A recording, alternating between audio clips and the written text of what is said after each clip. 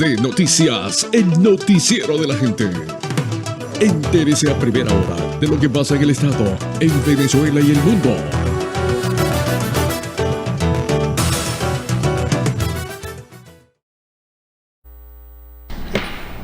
Seguimos compartiendo con ustedes el programa el día de hoy. Recuerden 0424-894-8912. También nos pueden seguir en nuestra cuenta de Instagram. Recuerden que hace 22 días nos la bloquearon.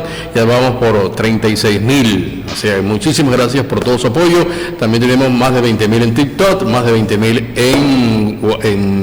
en Facebook y así. Y también tenemos nuestro grupo de WhatsApp. Así que en toda esa línea usted se va a enterar de lo que pasa, no solamente regional, sino nacional e internacional. Y puede también aportar muchísimas cosas para las redes sociales. Recuerden que ustedes son protagonistas de esta historia. Sinbema, aquí está el representante de Sinbema, es la parte educadora de los maestros a nivel nacional, pero él es a nivel del estado Sucre. Bueno, vamos a hablar con el licenciado Gregory Quijano. Y Gregory, gracias por estar y gracias por venir. Pendiente, me preocupa primero lo siguiente, ¿qué pasó? ¿Por qué abandonaron la calle? Muy buenos días, gracias a Miki por el espacio, por brindar magisterio, su creencia y en especial a mi persona. Bueno, los educadores no hemos abandonado la calle, en verdad hemos estado... Ve si prende un momentico, no, allá, ahí, sube. Como decía, no hemos abandonado la calle, sino que producto de bajar los climas de conflictividad en el país a raíz de toda esa serie de leyes que ha creado el gobierno nacional para judicializar al sindicalismo, a los dirigentes sindicales, que lo que han hecho solamente es solicitar respuesta y solicitar, digamos, las reivindicaciones sociales que hemos tenido de manera contractual y que en el tiempo este gobierno ha venido quitándole a los trabajadores el poder adquisitivo, una serie de contrataciones o de cláusulas contractuales que veníamos percibiendo desde hace muchos años, producto de la lucha de calle y producto de los contratos colectivos, y que este gobierno ha venido sistemáticamente desconociendo. Hablo de los HCM. Aquí el gobierno acabó con los HCM en todas las estructuras de los ministerios, de las gobernaciones y las alcaldías. Se entendieron de las obligaciones que tienen que ver con la seguridad social de los trabajadores. Asimismo, han venido matando, digamos, en esta expresión tan cruda, o han venido, digamos, acabando con el sentimiento, con el valor de la profesión. No solamente la profesión docente, sino todas las profesiones que existen en el país, ingenieros, médicos, enfermeros. ¿Por qué? Porque los profesionales que somos asalariados, bueno, pasamos a un término de prácticamente marginalidad. No puede ser que en el tiempo el gobierno nacional ha venido desentendiéndose también de las obligaciones contractuales con lo que tiene que ver con el aumento salarial, que el 1 de mayo todo el mundo esperaba ansioso, producto de 2 años, sin haber una variación en los 130 bolívares que apunta el salario mínimo, y resulta que este presidente, aparte que a los anuncios lo hace de manera populista, porque anuncia un incremento en el ingreso de $130, cuando solamente el impacto fue de $30 para el bono de guerra de los activos, y eso producto de que se venía percibiendo $100, 60 de bono de guerra y 40 de cesta ticket, y que los jubilados, como no pueden percibir cesta ticket, porque la ley habla de que la cesta ticket o el bono alimentario es para los trabajadores activos en servicio. Bueno, hubo unas negociaciones de parte de la dirigencia de la Confederación de Trabajadores y los mismos federaciones y sindicatos, donde se acordó de que la compensación en ingreso de bono de guerra sería del 70% de lo que percibe el activo. Entonces el activo quedó con un bono de guerra de $90, el jubilado con un bono de guerra de $91, que es el 70% de los 130 que están recibiendo el activo, y los pensionados del Seguro Social quedaron en $32.5, pero ya van 26 meses sin aumento salarial y 792 días. Nosotros, la dirigencia sindical, del magisterio y de todos los entes laborales que existen en el país, seguimos esperanzados de que el presidente Nicolás Maduro asume o decrete un aumento salarial por decreto ejecutivo, porque es necesario. Aquí, sobre todo los pensionados del Seguro Social, que siguen cobrando 130 bolívares, y eso es lo que no alcanza ni siquiera para un bliste de cualquier medicamento que tengan ellos bajo su necesidad. No puede ser. Y aparte de eso, crean una ley para el Seguro Social, donde solamente lo que se habla es de la retención, pues, de la búsqueda de los recursos, donde incrementan un 15% de los ingresos de las empresas y los comercios de parte de los trabajadores para el Fondo de Seguro Social, pero por ningún lado en la ley estipula la asignación mensual que va a recibir el jubilado.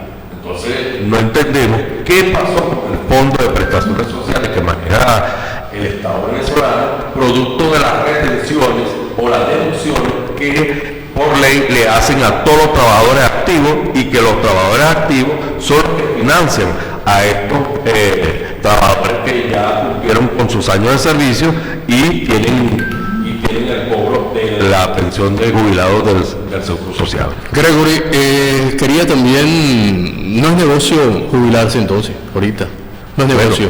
No es negocio. Porque, ¿cómo se dejaron quitar ustedes los sindicatos, cómo se dejaron quitar todo lo que habían ganado y todo se lo agarró la ONAPRE? ¿Cómo es eso? Bueno, la Oficina Nacional de Presupuesto siempre ha existido, pero en manos de la vicepresidenta Nancy Rodríguez, hay que hablarlo con Morales, que es prácticamente la que maneja la cartera financiera del país, creó el 11 de octubre del 2018 el memorándum 2792, que ya va para 6 años creado, y lo que ha hecho es desmejorar al trabajador, puesto que tiene primas y conceptos contractuales que tenían incidencia en el salario integral. Entonces, todo ese tiempo que hemos dejado de percibir nuestras primas, por ejemplo la prima rural, que históricamente estaba contemplada en un 20%, bueno, la rebajaron a la mitad, a un 10%, y así todas las primas, lo que tiene que ver con la antigüedad y todo eso.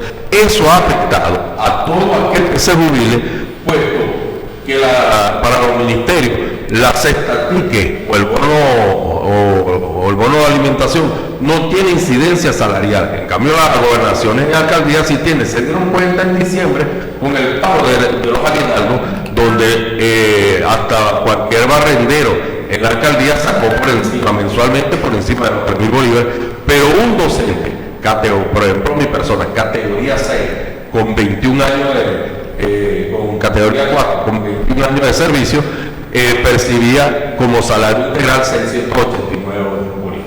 Entonces, ahí es donde nosotros estamos reclamando que han matado el sentimiento,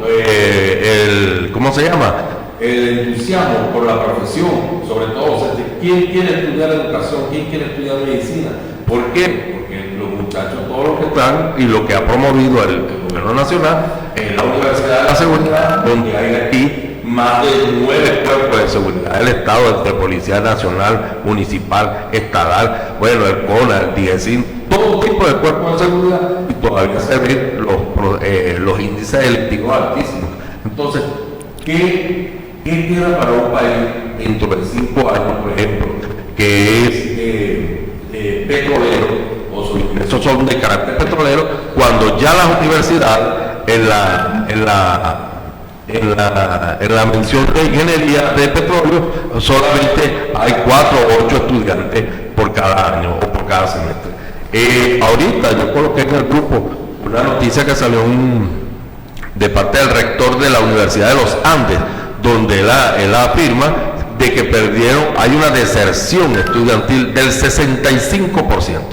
Imagínense, no da O sea, cualquier familia, por ejemplo, un muchacho, antes cualquier muchacho, hijo de panadera, hijo de pescador, y tenía los niveles educativos de 20 puntos para estudiar, tenía la vocación para ser médico, su familia con sacrificio lo enviaban casi un familiar a Puerto La Cruz, a Caracas, y se graduaban de médico. Ahorita, a Puerto La Cruz, ningún estudiante, o sea, ninguna familia tiene la capacidad, digamos, para devengarle al muchacho, por ejemplo, $50 por lo mínimo, una habitación y mensual, y más los gastos de alimentación, de transporte y los propios del estudio. Entonces, la realidad del país es esa. Han acabado con las profesiones, o sea, han matado la vocación que podría tener cualquier estudiante de bachillerato para aspirar a ser docente, a aspirar a ser ingeniero, a ser médico. ¿Por qué? Porque prefieren ayudar a su familia y trabajan en los comercios que están ganando en dólares semanales. Entonces, ahora la realidad es esa. Estoy conversando con Gregory Quijano. Gregory, interesante que está preguntando a alguien. Los que fueron migrados a lo nacional no reciben eso de la cestatique como reconocimiento para la jubilación, para las vacaciones, los nacionales. Tristemente, a partir del año 2018, bajo la jefatura del gobernador Edwin Rojas, tu amigo, y la doctora Irina Tilano, que era la jefa de personal, bueno, se dio una componenda para transferir a los docentes estatales al Ministerio de Educación. Entonces hubo un cambio de patrón, pero la ley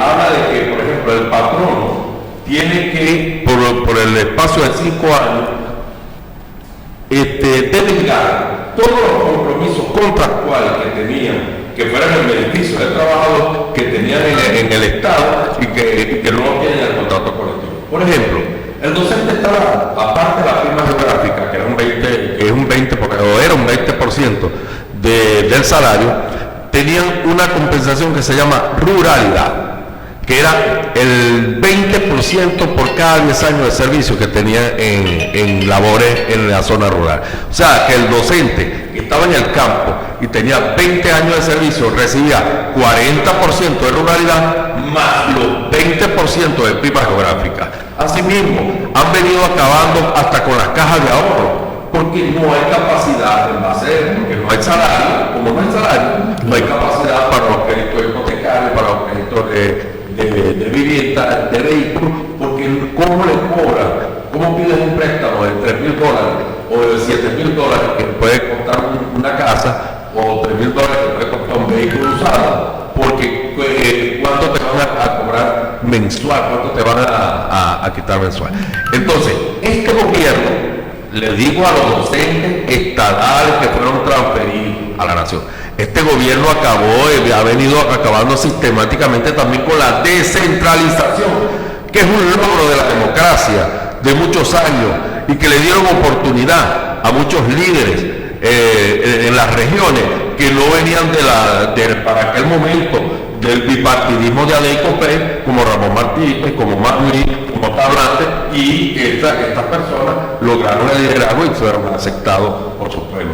Entonces, no hay cabida de que este gobierno no va a revertir, no te va a dar las mejoras que tú venías percibiendo 5 años, 10 años atrás. No va a revertir el proceso ¿cómo se llama? De reversión de los docentes al Estado, porque ellos han venido sistemáticamente en todos los estados transfiriendo las nóminas del Estado a la nación. Esto ha mejorado a los trabajadores. ¿Y por qué? Porque entonces resulta que también se tiraron, los grandes analistas crearon para el código de los docentes que fueron transferidos, crearon un código que se llama Escuela Gobernación Estado Sucre. Allí estos grandes inteligentes no discriminaron quién era rural y quién era urbano. Entonces, es decir, que los docentes que fueron transferidos durante todos estos años han tenido que hacer las gestiones a través del INE, de buscar el reconocimiento de su ruralidad para que le pueda venir la compensación.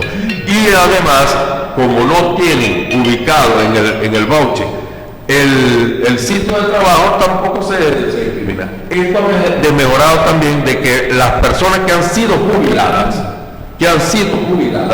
muchos casos que hemos reclamado a la dirigencia sindical, entonces le han pagado por parte del ministerio, le han pagado desde el momento de la transferencia, es decir, desde 2018 al momento del egreso, cuando fue jubilado, es decir, 5 años. Y entonces los otros años que tenían los docentes en servicio, entonces no han podido porque no ha tenido el gobierno regional para enviar la FP 023, que es la digitalización de la nómina que tenía, o los conceptos que tenían cada uno de los trabajadores o los docentes en el Estado, para que puedan tener sinceración a nivel nacional y puedan darle el pago correspondiente. Pero como no hay salario, están recibiendo menos de $1,000, menos de algunas personas hasta $200, que eso es un agravio para cualquier persona que estuvo en servicio más de 25 años y que en verdad antes la gente podía comprar una casa, ahorita no llegan a comprar ni siquiera un carro usado. Esto es la realidad de Venezuela y por eso es que los docentes hemos decidido organizar. La dirigencia sindical ha venido realizando visitas a los diferentes municipios de nuestra geografía y asimismo a los centros de trabajo para hablar con nuestros docentes en base a las deducciones que tienen a través de los diferentes sindicatos o federaciones, en base a la realidad que estamos viviendo. Y para el día de mañana, viernes 17 de mayo, hay una asamblea en la Casa del Maestro a partir de las 8 de la mañana para voceros y delegados de centro de trabajo, para hablar sobre la realidad del magisterio en Venezuela y en el Estado Sucre. Informaciones que tenemos, bueno, tienen paralizado los planes sobre el contrato. Y entonces ahora dicen que después de las elecciones es que el presidente podría firmar el contrato colectivo.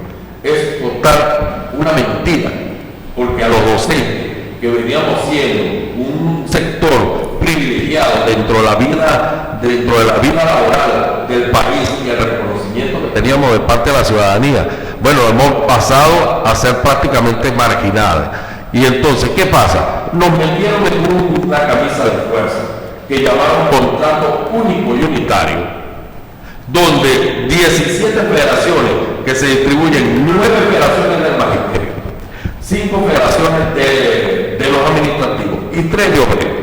Y el representante de SINAFU se sale del grupo de los 9 de las federaciones del magisterio y crea un bloque de la patria o un organismo que llama el bloque de la patria y hace mayoría.